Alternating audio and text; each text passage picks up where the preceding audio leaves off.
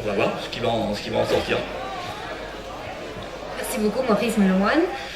Je vais quand même donner la parole à l'ambassadrice qui veut dire aussi un mot. Et après, il y a quand même, je pense, un peu de temps pour quelques questions. Ok?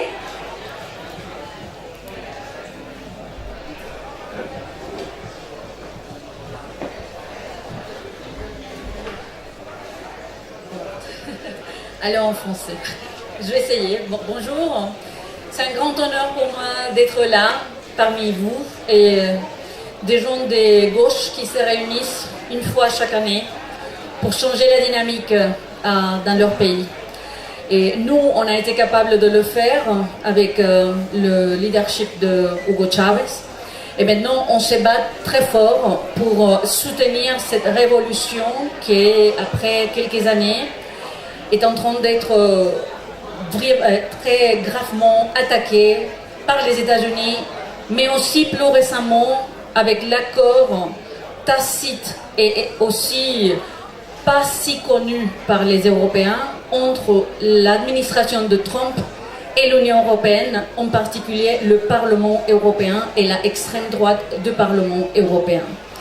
Je vous dis ça parce que je pense qu'en tant que citoyen, vous devez savoir que le Venezuela a accueilli pendant la Deuxième Guerre mondiale plusieurs migrants qui venaient des pays européens, dont moi je suis un résultat concret.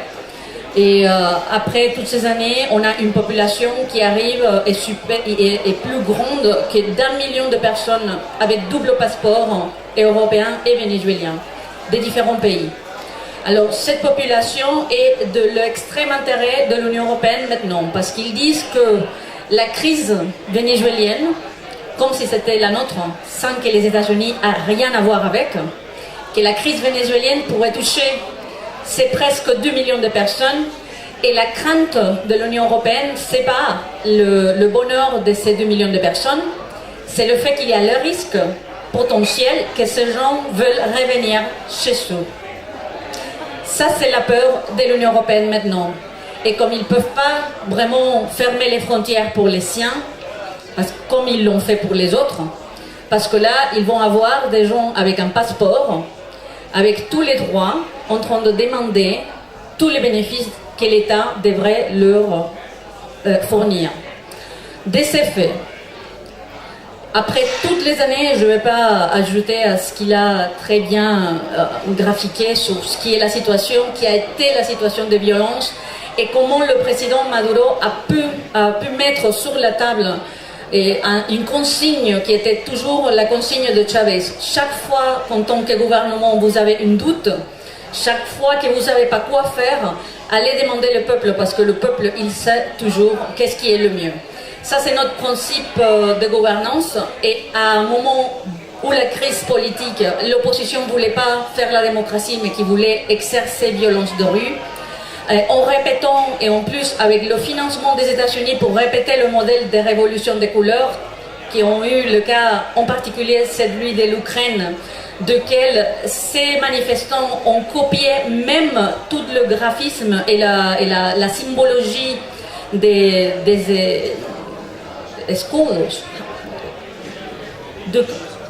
des boucliers, par exemple, qu'ils ont utilisés et qu'ils pontaient d'une certaine façon pour donner le symbole qu'ils étaient. Et ils répétaient l'imagerie des crusades, donc en blanc et rouge, avec des croix rouges qui étaient partout, et la consigne était éliminer les chavismes. Comme ça, on a eu, comme lui, il a raconté bien, des chavistes qui ont été brûlés vivants. Donc les premiers crimes de haine sur notre pays ont été commandés par l'opposition vénézuélienne. Ça, l'Europe, c'est beaucoup plus que nous, sur ce qui peut devenir une partie de la population qui veut annuler l'autre partie de la population par leur foi, par leur religion ou par la décision politique ou la pensée politique. C'est extrêmement grave dans un moment si moderne de la politique où on avait ça en train de se passer dans un pays que la seule fois où on a fait des guerres, donc on a pris les armes, c'était il y a 200 ans pour libérer notre pays de l'Espagne. Et en plus, le même libéreur qui a libéré le Venezuela a pris ses armes et a libéré 5 autres pays de l'Amérique latine.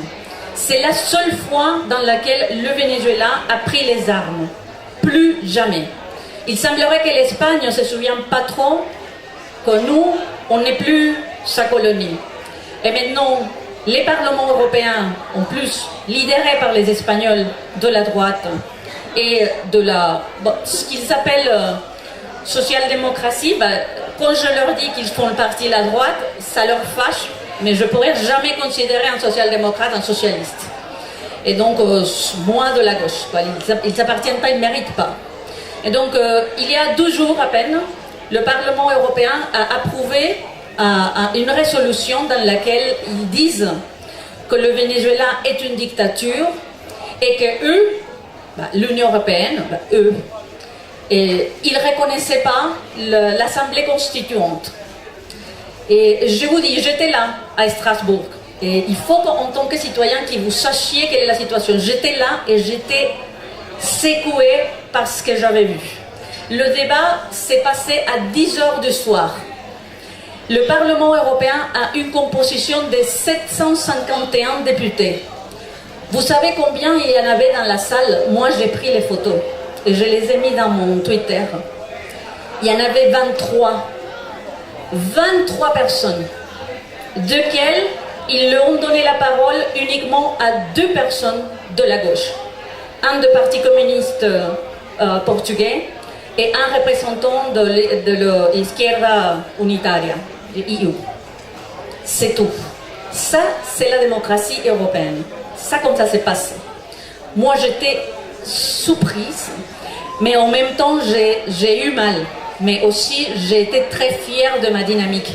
Parce que quand nous, on a eu des doutes, on a mis une question au peuple, et c'est le peuple vénézuélien avec plus de 8 millions de voix, que pour que vous compreniez, ça représente le 45% de tout l'électorat vénézuélien. Donc c'était une participation immense. Juste pour vous dire, il y a beaucoup de présidents européens qui ont été élus avec 23% de la participation. 45%, c'est beaucoup. Alors, 8 millions de personnes ont décidé que la voix était la voix de la démocratie, d'un débat profond sur la Constitution. Et puis, à la fin, ma réponse en tant que représentant de gouvernement, et comme tel, je l'ai présentée aux représentants du Parlement européen, et en particulier à la personne qui est en charge de l'Amérique latine et de Caraïbes, auprès du bureau de M. Tajani, qui est maintenant le président du Parlement européen. Je les ai dit, avec tout le respect, si l'Union européenne, le Parlement européen ne reconnaissent pas l'Assemblée nationale constituante, nous, on s'en fout, on n'est plus votre colonie, on a eu le droit de décider nous-mêmes nos destins et 8 millions de Vénézuéliens ont décidé de reconnaître ça. En plus, 27 pays ne reconnaissent pas la constituante. Ça ne va pas faire rester sans sommeil. Le reste du monde, qui est composé de plus de 190 pays, le reconnaissent. Venezuela détente maintenant la présidence du mouvement des pays non alignés. Donc, une organisation qui a plus de 130 pays. 130. Alors, si l'Union européenne ne reconnaît pas l'Assemblée constituante, bon, c'est à eux. C'est à eux de résoudre ses propres problèmes. Nous, on est en train, sur la voie pacifique, de résoudre les nôtres. Une autre information qui est importante. Pour ceux qui ne croyaient pas à l'Assemblée constituante comme la façon de résoudre les problèmes de la violence, le lendemain de l'élection, le jour où l'Assemblée constituante s'est installée, ces mêmes jours, exactement ces mêmes jours, toute la violence des rues s'est arrêtée. Il n'y a pas eu un mort de plus au Venezuela.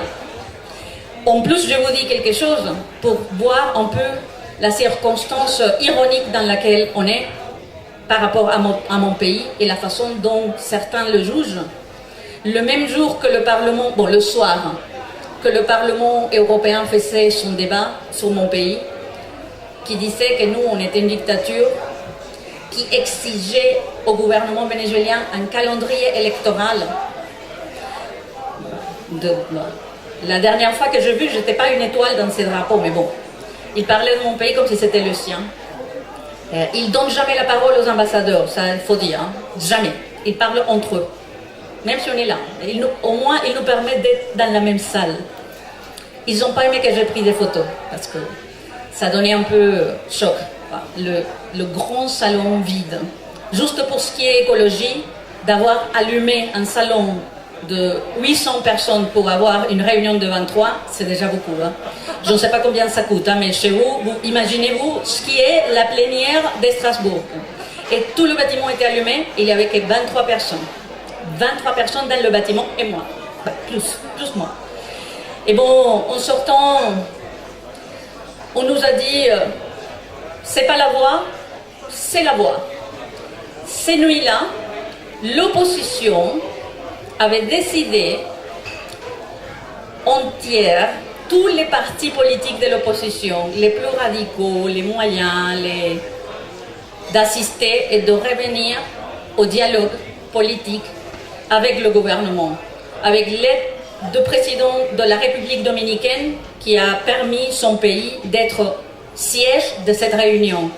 Donc pendant 2 jours, juste hier, ils sont sortis avec des accords correspondant aux problèmes du pays. Donc, ce que vous voyez, c'est que vos impôts payent le salaire des députés qui sont plus radicaux de l'opposition vénézuélienne que l'opposition vénézuélienne. Alors, c'est ça la situation. Ils se prononcent avec un ton et un contenu que je n'ai même pas entendu en tant que fonctionnaire des collègues oppositeurs, quoi, parce que des citoyens, de co-citoyens qui ont une vision politique différente. Et moi, j'ai eu l'occasion de parler avec. Et j'ai jamais vu une façon si grossière de s'adresser à quelqu'un que comme j'étais traitée et maltraitée dans certains endroits, par certains caractères de Parlement européen.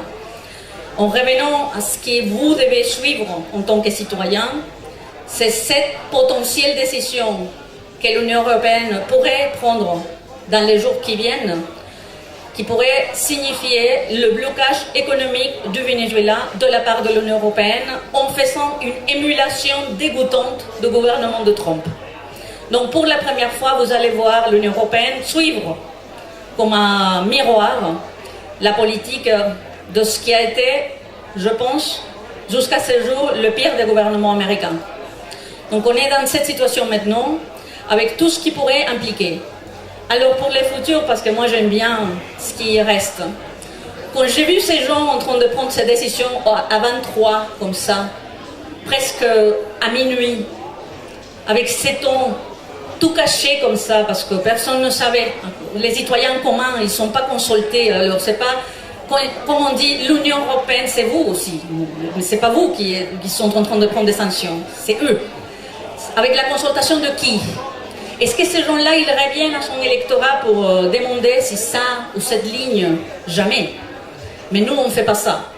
Alors j'étais tellement fière de ce qu'on fait. Et là, j'ai bien compris pourquoi les États-Unis considèrent que nous, on est une menace immense. On est une menace parce qu'on fait les choses différemment. Et ça pourrait signifier une leçon pour les autres de comment vraiment changer la dynamique politique, sociale, mais aussi la réorganisation budgétaire, par exemple, parce que nous, les gains de pétrole vont directement aux gens. Pour vous donner un exemple plus récent, après l'ouragan qui a touché les États-Unis, une partie des États-Unis a été touchée. Et moi, parce que je fais partie de débats écologiques pendant une grosse partie de ma vie, et c'est un débat que j'adore, changement climatique, c'était ma lutte pendant 7 ans.